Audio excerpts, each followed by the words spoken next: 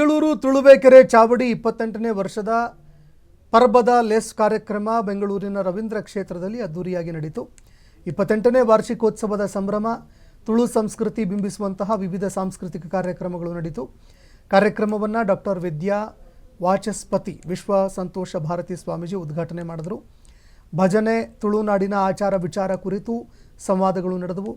ತುಳುನಾಡಿನ ಜಾನಪದಗಳ ಸಂಪೋಲಿಗೆ ಪುಸ್ತಕ ಹಾಗೂ ಮೋಕ್ಷ ತುಳು ಭಜನೆ ವಿಡಿಯೋ ಬಿಡುಗಡೆ ಮಾಡಲಾಯಿತು. ಕಾರ್ಯಕ್ರಮದಲ್ಲಿ ತುಳು ಸಾಹಿತ್ಯ ಅಕಾಡೆಮಿ ಅಧ್ಯಕ್ಷ ತಾರನಾಥ್ ಗಟ್ಟಿ, ಪುರುಷೋತ್ತಮ್ ಚೇಂಡ್ಲಾ, ಶಶಿಧರ್ ಚೆಟ್ಟಿ, ಬರೋಡಾ ಸೇರಿದಂತೆ ಸಾವಿರಾರು ಸಂಖ್ಯೆಯಲ್ಲಿ ತುಳು ಭಾಷಿಕರು ಭಾಗವಹಿಸಿದರು.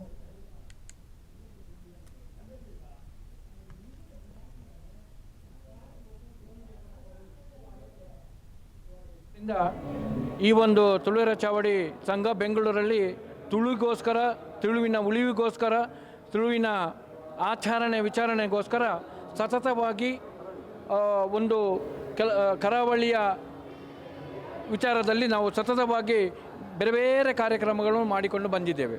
ಇವತ್ತು ಕೂಡ ಅಂತಹ ಒಂದು ಕಾರ್ಯಕ್ರಮ ಇಲ್ಲಿ ನಡೀತಾ ಇದೆ. ನಾವು ಕೊರೋನಾದಂತಹ ಸಮಯದಲ್ಲಿ ಸುಮ್ಮನೆ ಮನೆಯಲ್ಲಿ ಯಾರೂ ಬೀದಿಗೆ ಬರದಂಥ ಸಂದರ್ಭದಲ್ಲಿ ಇವತ್ತು ತುಳುವೆರೆ ಚಾವಡಿಯ 28ನೇ ವರ್ಷದ ಹಬ್ಬ ಅಂತ ಹೇಳ್ಬೋದು. ಯಾಕಂದರೆ ತುಳುವರನ್ನು ಒಂದೇ ಕಡೆ ಸೇರಿಸುವಂಥ ಒಂದು ಜವಾಬ್ದಾರಿ ತುಳು ಸಂಘಟನೆಗಳಿದೆ. ಬೆಂಗಳೂರಲ್ಲಿ ಸಾಧಾರಣ ಒಂದು 52 ಸಂಘಟನೆ ಇಲ್ಲಿ ಬೆಂಗಳೂರಲ್ಲಿ ತುಳುವರ ಮೂಲದ ಸಂಘಟನೆಗಳಿವೆ. ನಮ್ಮ ಸಂಸ್ಕೃತಿ, ನಮ್ಮ ಕಲೆ, ಸಂಸ್ಕೃತಿ ಇತ್ಯಾದಿಗಳನ್ನು ಇಲ್ಲಿ ಬಿಂಬಿಸುವಂಥ ಒಂದು ಕಾರ್ಯಕ್ರಮವನ್ನು ಮಾಡ್ತಾ ಇರ್ತೇವೆ. ಇದರ ಮುಖ್ಯ ಉದ್ದೇಶ ಕರಾವಳಿಯ ಭಾಷೆಗೆ ಒಂದು ಮಾನ್ಯತೆ ಸಿಕ್ಕೋದು ನಮಗೆ ದೊಡ್ಡ ಇಡೀ ಕರ್ನಾಟಕಕ್ಕೆ ತೊಂದರೆಯಾಗಿದೆ, ಕರ್ನಾಟಕದ ಜನತೆಗೆ. ಯಾಕಂತ ಹೇಳಿದರೆ ಒಂದು ಸಮೃದ್ಧ ಭಾಷೆ, ಈ ಭಾಷೆಯನ್ನು ನಾವು ಉಳಿಸಬೇಕು. ಇದು ಕರ್ನಾಟಕದ ನಮ್ಮ ನಾಡಿನ, ನಮ್ಮ ಊರಿನ, ನಮ್ಮ ನಾಡಿನ ಸಂಪತ್ತು. ಇದನ್ನು ಉಳಿಸುವುದು ನಮ್ಮ ಧರ್ಮ. ಈ ನಿಟ್ಟಿನಲ್ಲಿ ನಾವು